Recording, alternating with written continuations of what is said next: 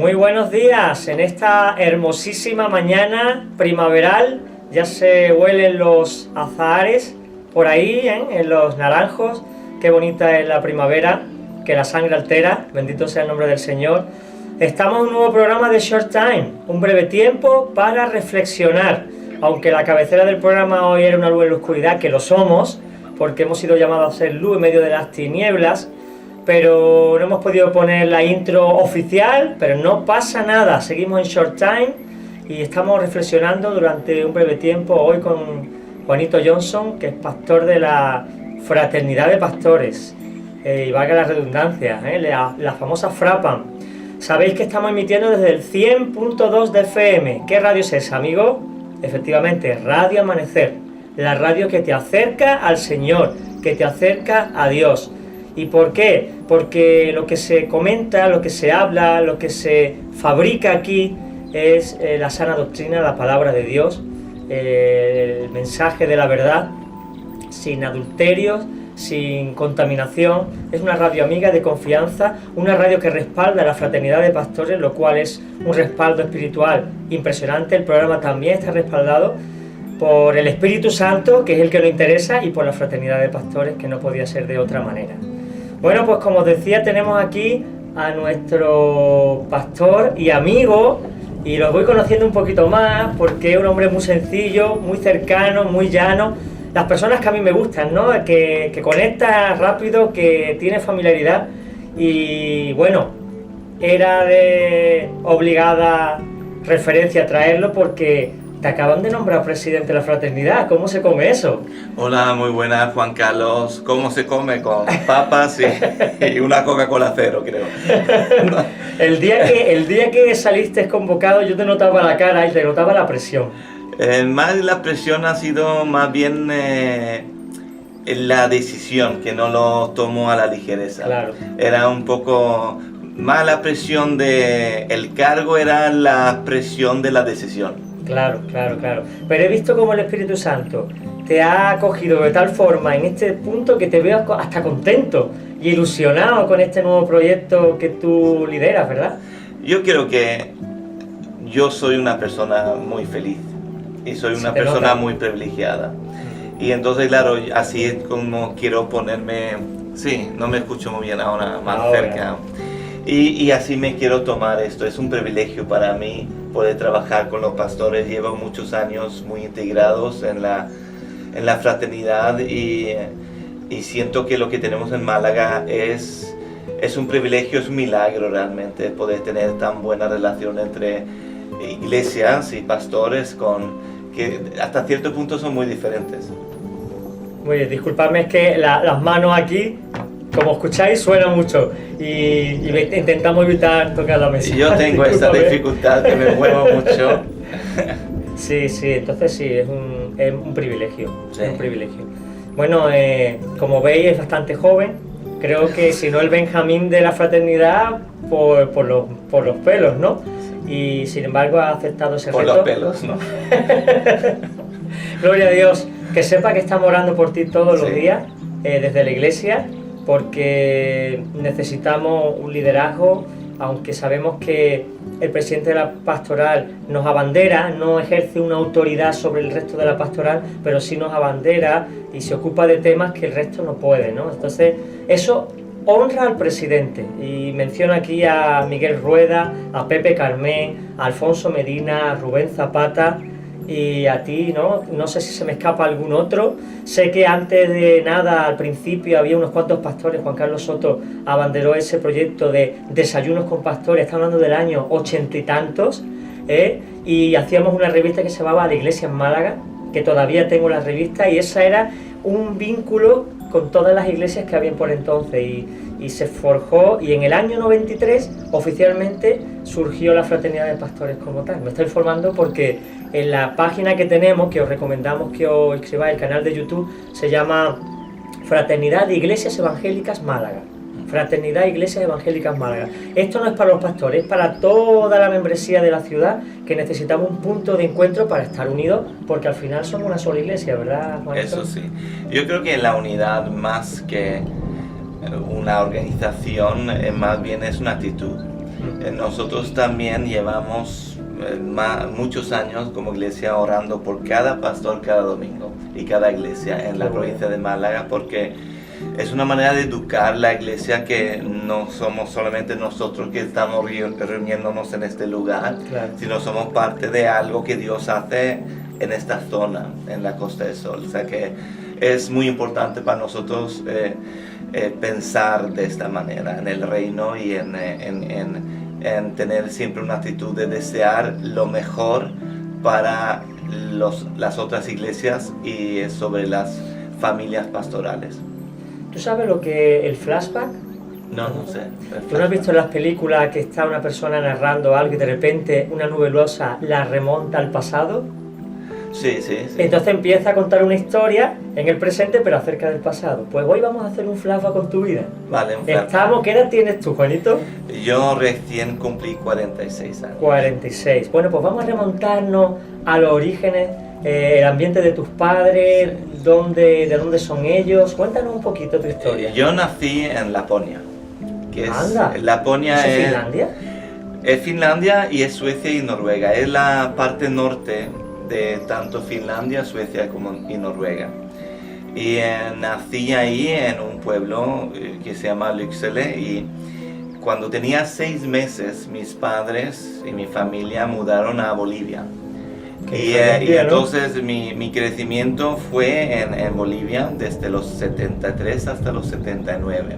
O sea que tú naciste en Laponia con los pingüinos. Nosotros nos llaman boquerones. ¿A ti te llaman los pingüinos o cómo? Sí, pero es una circunstancia que nací ahí, pero esos son mis raíces. ¿Y por qué se fueron a Bolivia tus padres? Mi padre llevaba un tiempo, tenía un gran llamado sobre su vida como joven y sintió el llamado de Dios, pero después empezó a estudiar y más o menos lo dejó. Y después cuando volvió, fue con un gran fervor y ya tenía 2 niños. Yo no era planeado, o sea que cuando estaban planificando para ir a Sudamérica, vine yo y dije yo quería apuntarme, claro, a la aventura. Y entonces él fue muy radical, vendió su coche y compró los boletos para toda la familia a Bolivia. Pero vamos a ver, ¿cómo conoció el Señor? ¿Allí todos son cristianos en Finlandia? Porque a veces tenemos Suecia. Entonces Suecia, la parte sueca. Sí. ¿Allí son la mayoría cristianos o la juventud es un poquito agnóstica? ¿Cómo fue su experiencia? La historia de Suecia ha habido mucho avivamiento en Suecia, o sea que es un poco contrario, porque a la vez que ha habido mucho avivamiento en la historia, es uno de los países más ateos del mundo. ¿Sí? Y más individualistas, o sea que ahora mismo la iglesia no es fuerte en Suecia en este sentido. Hay iglesias importantes, fuertes. El movimiento pentecostal era el más significativo en los principios del siglo pasado.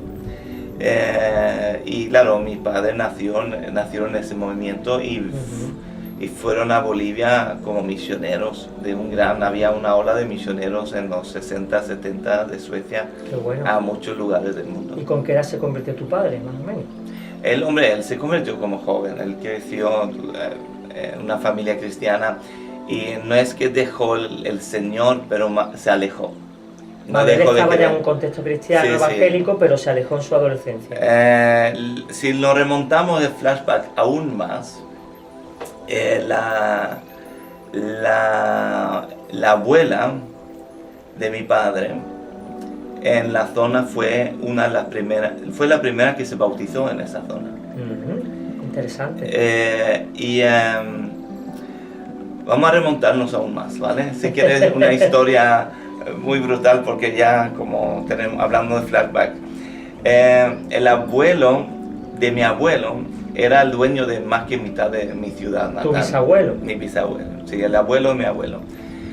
Pero él tenía problemas con alcohol, era también cazador de oso y tenía problemas con juego. Y entonces él perdió mitad de la ciudad jugando a las cartas. Y entonces, claro, el padre de mi abuelo se amargó mucho, lógicamente, y se mudó un poco afuera como campesino. y seguramente era una persona muy amargada. Pero la mujer del padre de mi abuelo, se llama Wilhelmina, fue la primera que se salvó en esa zona. Yo aún tengo la Biblia de ella en mi casa. Y ella más mi abuelo, el hermano de mi abuelo, más algunos más, fueron los primeros que fundaron la iglesia pentecostal en mi ciudad. ¿Cuál es tu ciudad? El Lycksele se llama. Es que Lycksele bueno, lo ha dicho él, yo no soy capaz de está perdido en el ¿Cuántos habitantes puede tener? 14.000 ahora. Como un pueblo grande aquí, ¿no? Sí, 14.000 más o menos. Sí. Pero lo curioso es que, claro, esta iglesia, la pentecostal, llegó a tener la membresía de 10% de la población de la ciudad, cuando era el avivamiento más fuerte en los años 40, 50 del siglo pasado. O sea que, pero eso no existe ahora. Eso no existe ahora. ¿Tú has ido a tu tierra, a tu pueblo recientemente o hace mucho que no vas? No, yo voy. Europa es muy pequeña y también como me casé con una sueca, entonces hace que tenemos vínculos ahí. Yo no buscaba casarme con una sueca, yo había dicho que no quería casarme con una sueca. Yo quería una andaluza, manchega, lo que sea. Pero ella vino a nuestra escuela bíblica, me engañó y fue lo más acertado que he hecho. Muy bien, ya llegaremos a eso.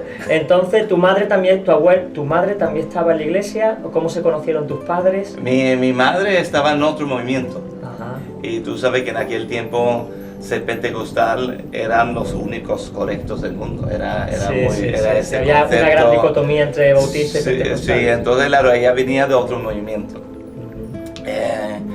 Se conocieron porque se perdieron en el monte haciendo un atajo.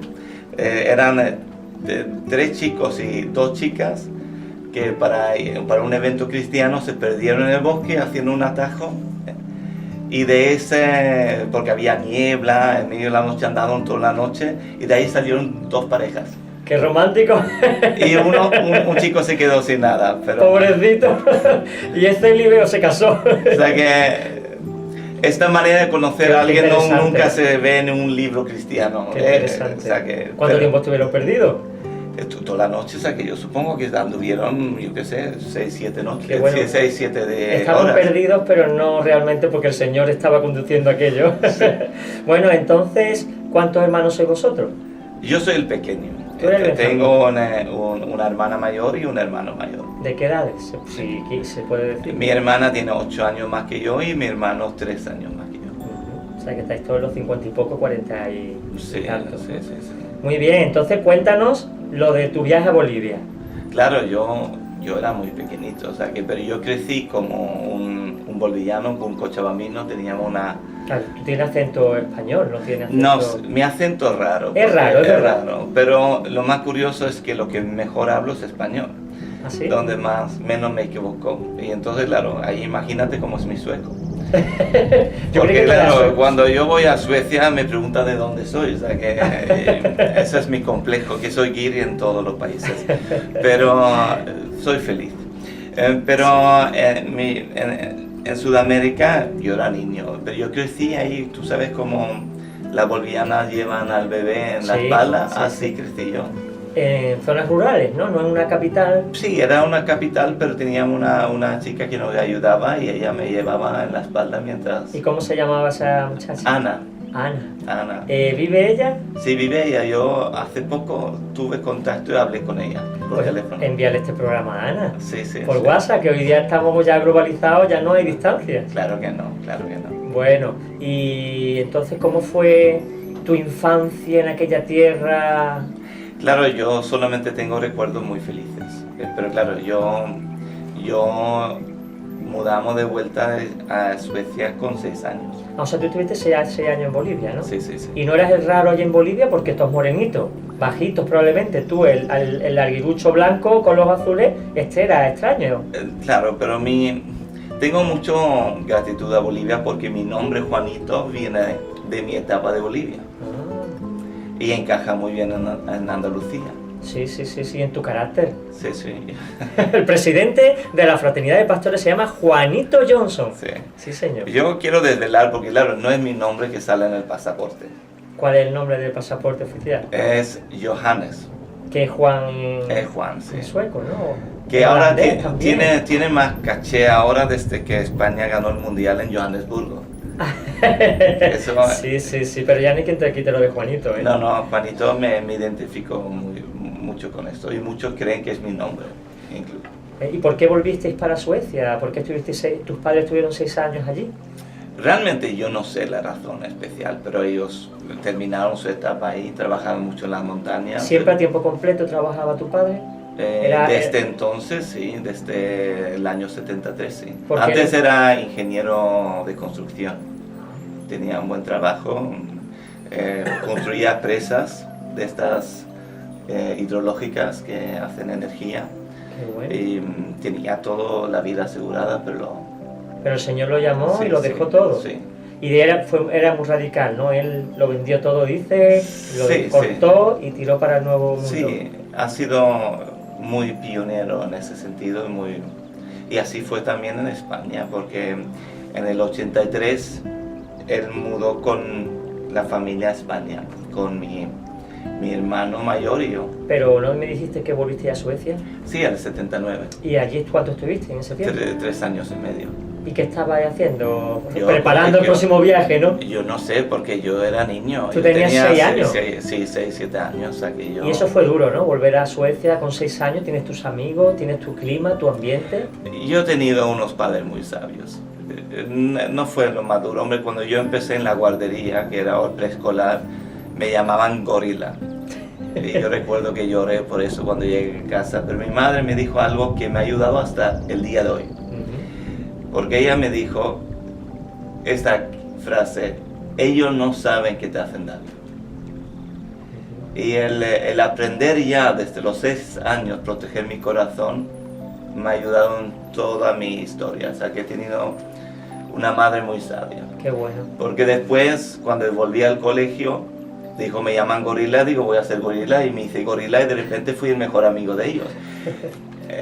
Te Niños, adaptaste. pero de todas maneras esta enseñanza me ha ayudado porque he cambiado colegio tantas veces, Claro. en nuevas situaciones, pero la capacidad de no coger cosas personal me ha ayudado mucho.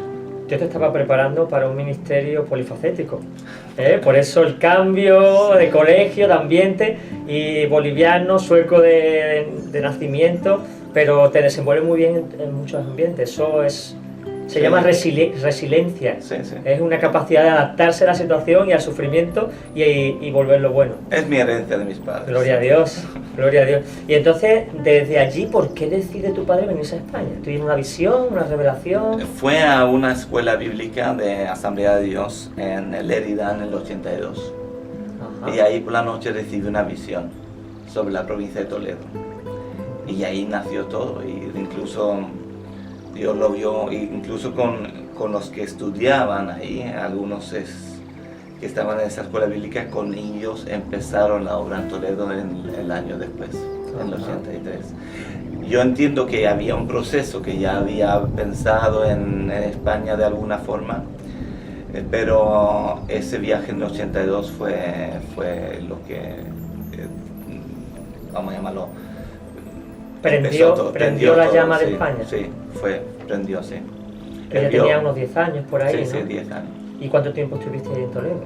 Pues Toledo es No, precioso. nunca vivimos en Toledo así porque yo con tantos cambios, de todas maneras mis padres no cambiaron sistema escolar. O sea que yo fui a la escuela sueca que había en Madrid y vivíamos en Madrid. Ajá. Y ahí de ahí...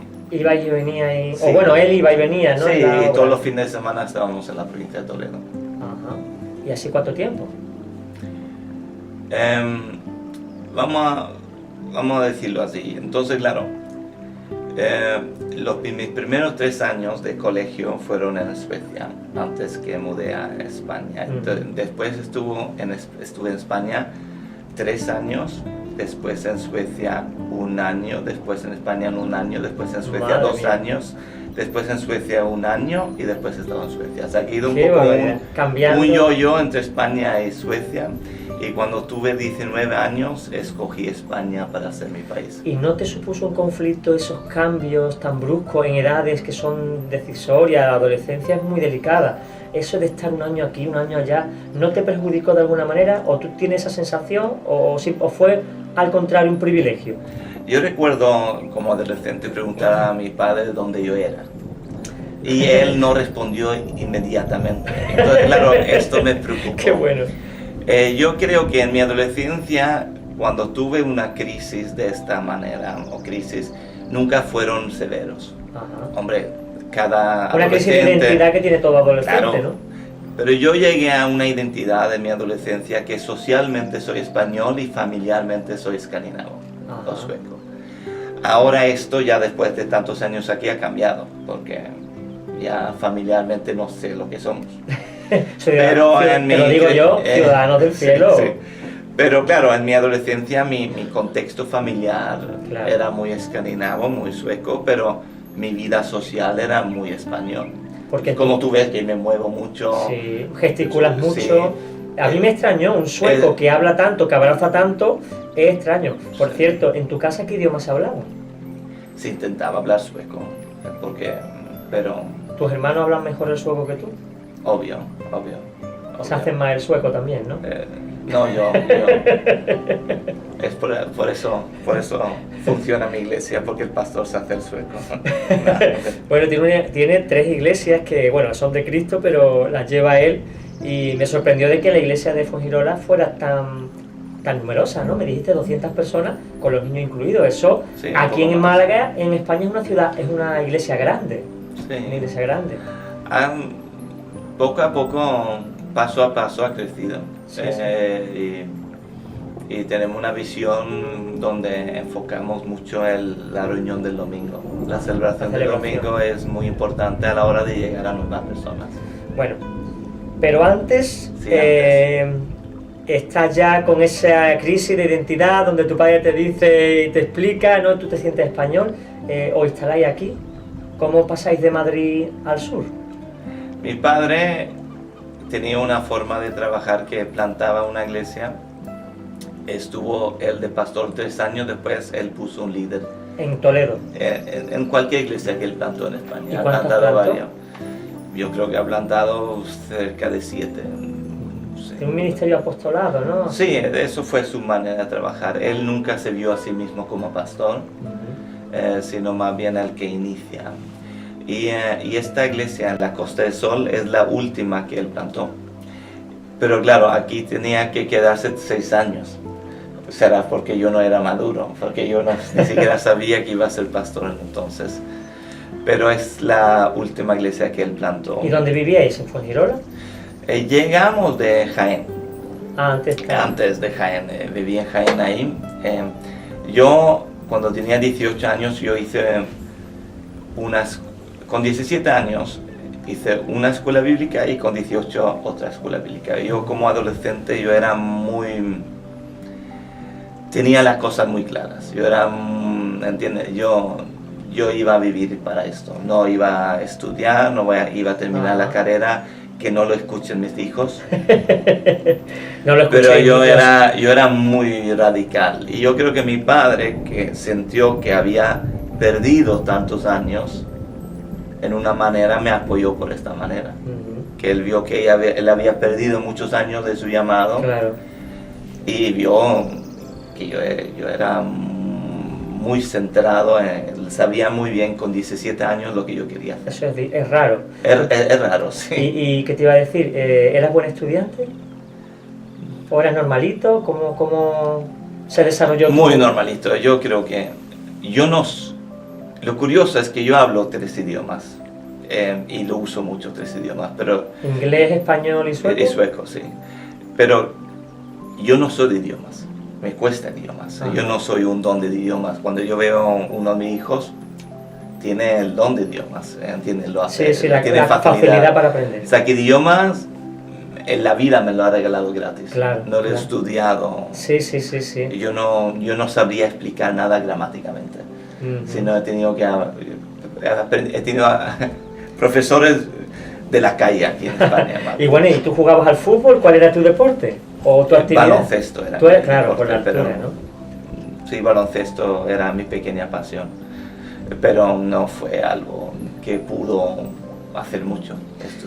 Bueno, entonces tu padre funda una iglesia en Fuengirola o en Málaga. Después de venir de Jaén, ¿os venís para acá? Cuando vinimos de Jaén, encontré un piso en La Luz, en Málaga. Anda. En Plaza Virgen de Belén, que está ahí donde Avenida Los Guindos, cuando cruza con carretera Cádiz.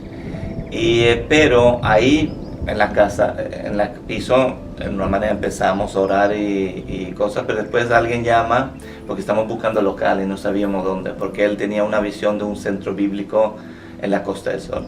Y después llama a alguien de Fuengirola y dice, yo he encontrado un local para ti.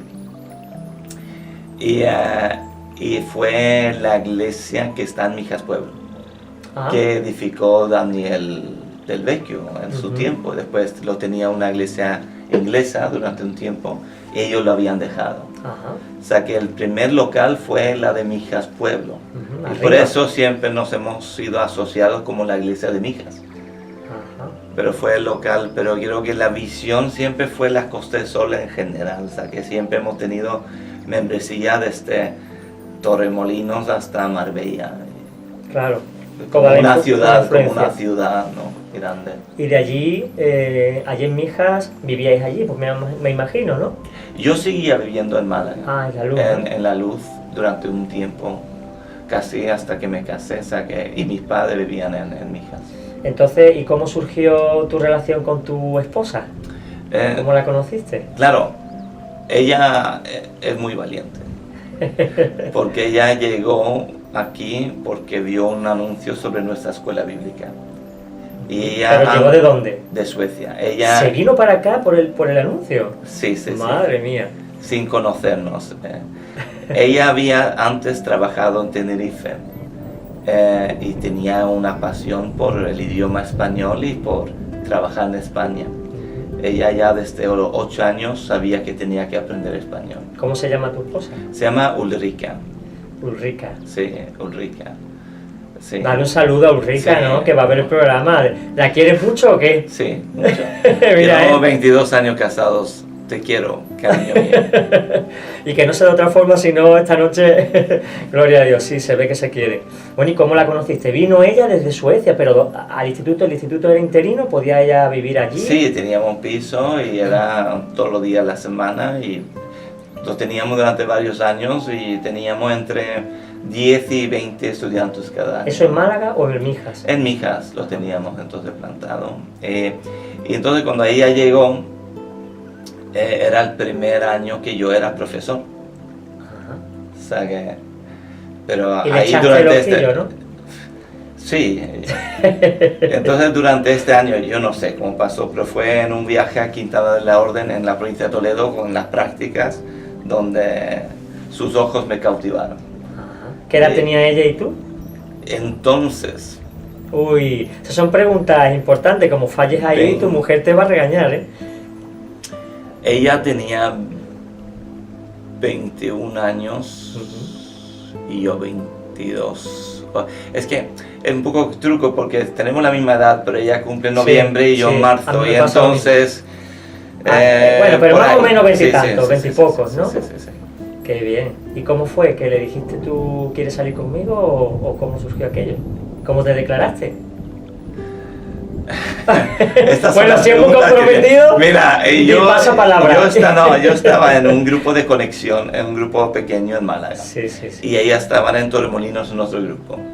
Y entonces, claro, después me tocaba a mí a buscar a las estudiantes y llevarlos a su casa. Pero entonces, claro, yo de Málaga la recogí en Torremolinos y yendo a Mijas, ya éramos los dos solos en el coche, entonces yo le pregunté si quería un café. La pregunta pero lo curioso fue un 14 de febrero, o sea que fue una fecha curiosa también, el Día de los Enamorados. Entonces la invité en un café en un restaurante en Fuengirola para tomar un café y ahí hablábamos y el tiempo es como que no existía. Sí. Hablábamos de todo, entonces yo sentí, era esto que teníamos que hacer. Después cuando la llevé a mi hija, esto era el año que había habido sequía aquí muchos años. Y de repente llovía 3 meses sin parar, no sé si te acuerdas, era brutal. Sí, eso fue en 96, sí. 95, 96. Sí, hubo una inundación grande. Sí, mucha lluvia.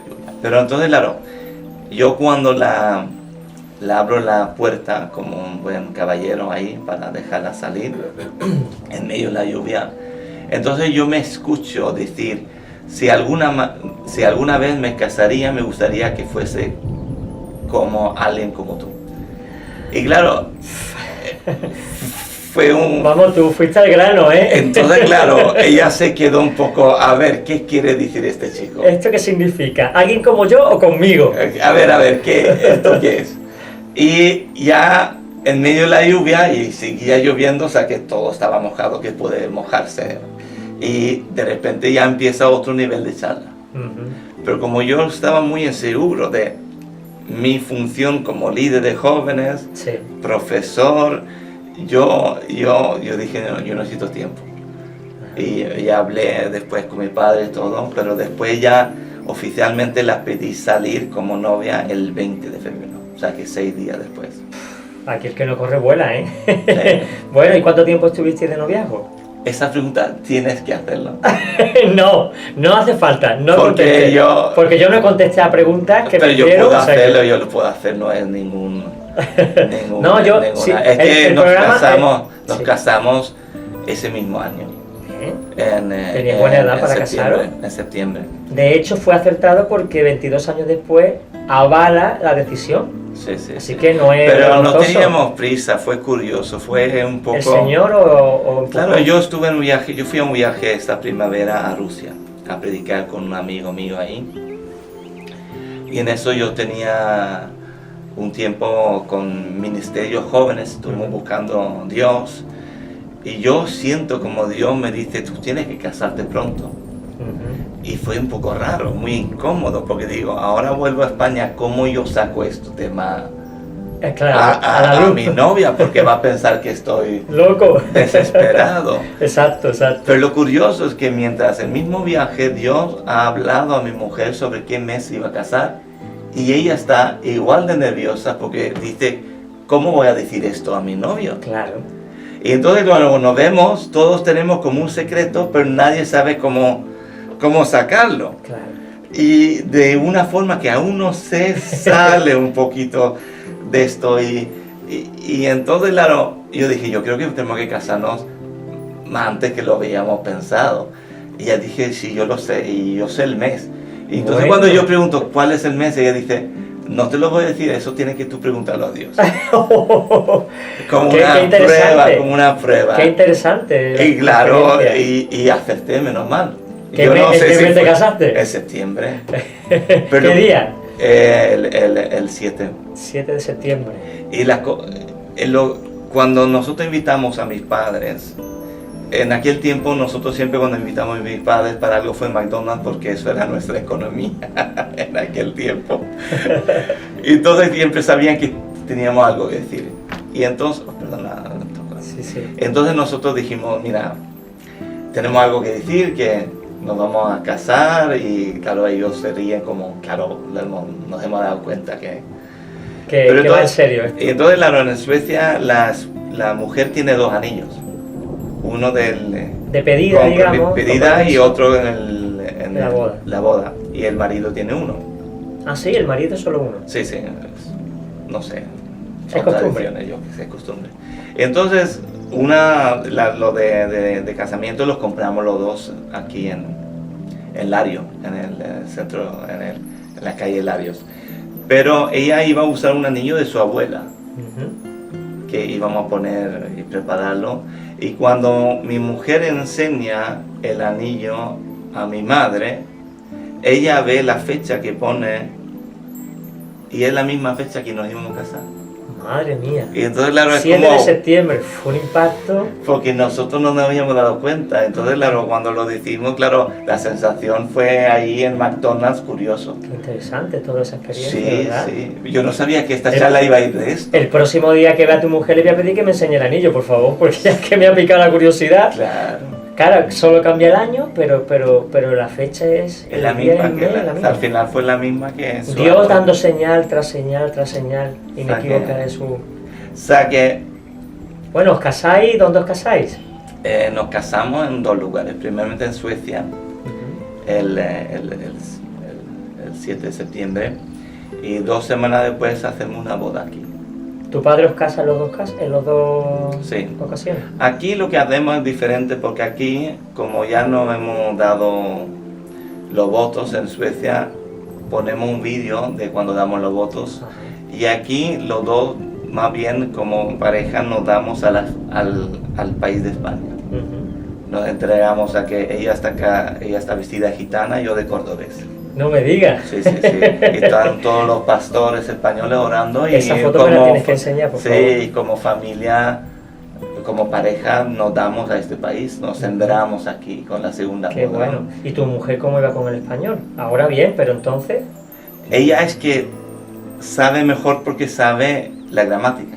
O sea, que ella puede Hablar y defenderse... ser mucho mejor, puede entender mejor porque tiene la base. Ajá. Y ya está. O sea, que Entonces os casaste y ¿dónde fuiste a vivir? es Y que perdona, cuando- que te saque el padrón, ya que estamos, se trata de conocerte, ¿no? Claro, pues cuando nos casamos no teníamos donde vivir. No teníamos Lugar, ni dinero, lugar. para comprar una casa. No, ni alquiler teníamos. Es que no teníamos Sí, lugar. sí, sí, sí. O sea que fue un poco contrario de lo más tradicional. Claro. Claro, yo vengo de Castilla-La Mancha, con Don Juan, y Todo se eso- prepara una boda a 7 Claro. años. O sea que nosotros, primeramente, ellos nos solucionan un piso provisional durante los primeros meses, después encontramos un piso en Fuengirola Ujú. que alquilamos. Y ahí... Habéis desarrollado vuestro matrimonio, la crianza de los hijos, el ministerio, todo así allí, ¿no? Todo aquí, sí. Los 3 hijos nacieron en el mismo hospital, en Marbella, Ajá. de la Costa del Sol. 3 niños Sí, guapísimos. Sí, sí. O sea que Y bueno, ¿y el llamamiento pastoral cuándo surgió? yo diría 98, Ajá. aunque me hicieron pastor en el 2000.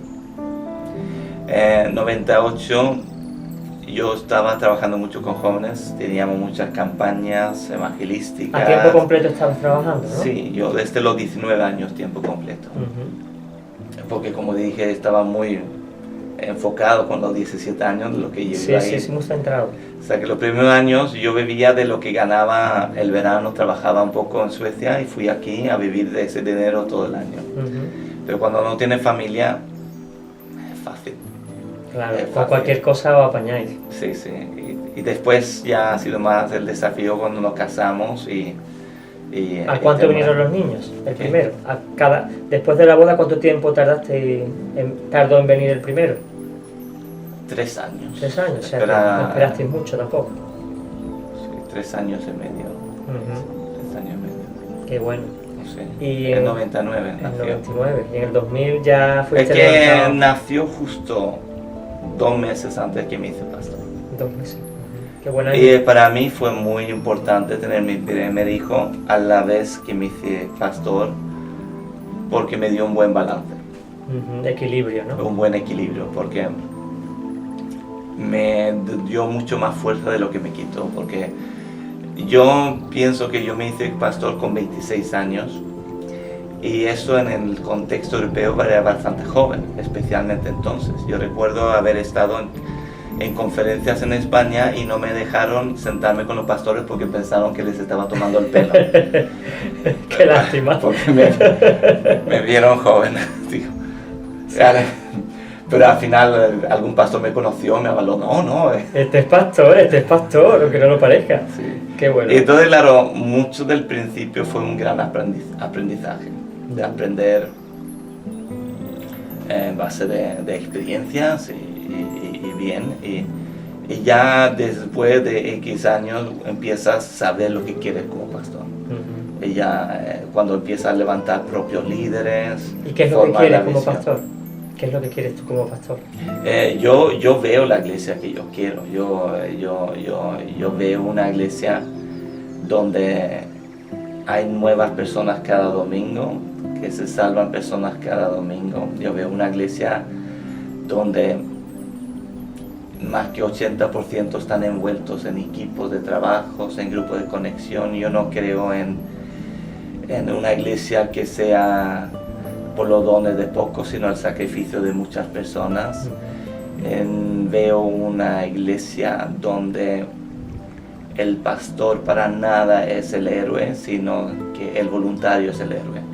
Donde el que trabaja, da su tiempo, es la persona más significante. ¿Le das valor a la membresía? Sí, yo creo que ¿entiendes? Yo veo Efesios cuando habla de los ministerios que han sido dados a la iglesia. No son los que hacen el trabajo de edificación de la iglesia, sino dice que han sido dados a preparar el creyente. Y el creyente es el que da fruto a la iglesia. Y yo creo que tenemos que ver eso más hoy en día, de que es el creyente que hace que la iglesia avance. Amén, amén. En todo sentido. La unión hace la fuerza, y no uno empujando de un carro, sino todos Sí. empujando. Estamos aquí con nuestro querido pastor presidente Juanito Johnson. Yo tengo que decir que yo no había imaginado que esto era el lado que quería sacar de mí cuando llegué aquí esta mañana. Suele ocurrir. Eres Pero una abrelata, ¿no? De esto. exactamente, además, si tú analizas los programas y ves a los pastores, todos quieren ir muy deprisa. Y se te montan desde la niñez y ya están en el ministerio. No, tranquilo. Sí. Vamos a masticar, porque se trata de conocer la parte humana del pastor. Se trata de conocer el lado más natural, ¿no? O sea, que yo soy un andaluz que nació en Laponia, con trasfondo en Bolivia, en Cochabamba, Madrid y la Castilla-La Mancha. Claro que sí, tú eres un esbo sueco, ¿no? Sí. Algo así, español, boliviano y sueco. Muy interesante cómo Dios te ha traído hasta aquí, cómo te ha preparado para la obra, hermano. Esto no acaba nada más que empezar. Esto lo tienes tú muy claro, yo también. Esto va a traer una proyección muy grande, viene algo muy grande sobre España. Y Dios está preparando y forjando estos programas. Lo que están analizando es el lado humano, pero a la vez la preparación que el Espíritu Santo ha ido dando hasta formar a una persona, ponerlo en un lugar para poder echar la red y recoger la pesca abundante que Él va a traer. O sea, no es más que eso. Así que nos ayuda a entender la visión de Dios para España a través de los líderes y ministerios. Qué bueno. Qué bonito. Pues nos vas a compartir una palabra, ¿cómo le llamarías? La iglesia. Yo cuando comparto, generalmente de mi corazón se trata de cosas que tienen que ver con la iglesia. Yo creo que la iglesia muchas veces es fácil hablar de la iglesia en tercera persona. Y se ve de los problemas que hay en la iglesia. Hay personas que tienen experiencias negativas de la iglesia, pero al final la iglesia es la herramienta que Dios escogió y no tenemos otra de hacer la iglesia funcionar. Sí, sí. Es el plan A y no hay plan B. Pero yo creo que una cosa que nos ayuda a entender la iglesia es que la iglesia no es una organización. En la iglesia principalmente yo suelo llamar a la iglesia una identidad. Y cuando es parte de ti cambia todo. Cuando tú creces y aprendes y caminas con Jesús, hay algunas identidades que son muy fáciles para nosotros. Por ejemplo, la identidad de ser un seguidor de Cristo, un discípulo. Esa identidad es muy fácil entender y un poco plasmar en tu vida, en tu día a día. También otra identidad que es bastante fácil es ser un representante. Somos embajadores, podemos entender este concepto. Pero claro, el ser la iglesia, yo sé que hablamos mucho de esto, pero tiene que ir bien profundo en nuestro corazón la identidad de ser la iglesia. Yo después de cuando me hice pastor, yo sentí como Dios me puso como contra la pared y estaba con la espada de que yo cuando me voy a ver delante de Jesús, yo no voy a rendir cuenta de ser un seguidor, un buen representante, sino yo voy a rendir cuenta de ser su iglesia aquí. Y eso me ha definido mi manera de pensar. Qué bueno. Y realmente la palabra es un poco cuando Saúl tiene su conversión, cuando va hacia Damasco con ira y con odio y con esta idea de llevar los que eran parte del camino, que seguramente era el nombre de la primera iglesia ahí en Damasco, y tiene este encuentro con esta luz. Y entonces en Hechos 9, cuando un poco empieza a hablar con esta luz y dice así, vamos a ver si lo encuentro aquí. Y sucedió en el 3, y sucedió que mientras viajaba, al acercarse a Damasco, de repente resplandeció en su derredor una luz del cielo. Y al caer a tierra oyó una voz que decía, Saulo, Saulo, ¿por qué me persigues? Y él dijo, ¿quién eres, Señor? Y él respondió, yo soy Jesús, a quien tú persigues. Levántate, entra en la ciudad, etcétera, etcétera. Aquí cuando Jesús se presenta delante de Saúl, no dice yo soy Jesús, y no le reprende a Saúl, ¿por qué persigues a mis seguidores, a mis representantes de Damasco? Sino la primera manera de presentarse a Saúl es, yo soy el que tú persigues. Aquí vemos como Jesús se identifica 100% con la iglesia local. Exactamente. Y entender que Jesús se identifica 100% con la iglesia local, ¿quién soy yo de no hacerlo? Porque tú sabes muy bien que personas les cuesta identificarse con la iglesia local, porque hablamos de tercera persona. Lo clásico es, en la iglesia no hay amor. Esa frase no puede funcionar. Claro. Porque tú no puedes decir, en la iglesia no hay amor, porque entonces hablas de la iglesia en tercera persona, o sea que yo rara vez me vas a ver hablar de la iglesia en tercera persona, porque es mi identidad. Claro, es que eres tú. Soy la iglesia. Y también Efesios, cuando habla sobre cómo el marido tiene que amar a la mujer, como Cristo amó la iglesia. Dicen ahí en Efesios que realmente no está hablando del marido-mujer. Muchas veces nosotros tenemos este pasaje para hablar un poco del matrimonio, de cómo la mujer tiene que someterse al marido, el marido tiene que amar a la mujer como Cristo amó a la iglesia. Muchas veces pero yo no me voy a meterme allí, pero muchas veces escucho personas hablar de cómo la mujer tiene que someterse, pero pocos hablan de cómo tiene que amar el marido, porque la presión está sobre el marido. Claro. Te lo digo, la presión de amar a tu mujer como Cristo amó la iglesia ha puesto el listón bien alto, pero es raro que nadie habla de eso. Es muy curioso, no conviene. Pero eso ya todos los pastores tienen que rendir cuenta después cuando lleguen al cielo. Pero Pablo dice, no, esta enseñanza no es sobre el matrimonio, no es sobre la pareja, sino es para describir cómo Jesús ama a la iglesia. Y para describir cómo Jesús ama a la iglesia, toma el ejemplo del matrimonio para entendernos cómo de profundo es el amor. Realmente, para mí el amor a la iglesia es el amor profundo. Yo veo personas que tienen facilidad de ponerse de rodillas o cantar o llorar delante de Dios, y no lo menosprecio, y tienen como su relación individual con Dios y dicen que esto es amar a Dios. Y lo es, pero no es el amor profundo. El amor profundo es cuando tú amas la iglesia como Jesús amó la iglesia. Es porque esto es amor, porque tiene un coste, tiene un sacrificio. Y en una manera, cuando tú encuentras, cuando Jesús va a hablar con Pedro al final, dice, ¿me amas más que los demás? Vale, sí, o sea que te amo. Pero ¿cómo lo dirige después? Sígueme a mí, ¿no? sé un buen representante, no. Cuida. Viva para la iglesia. De tu vida para la iglesia. Si tú realmente me amas, tu enfoque, tu amor es la iglesia.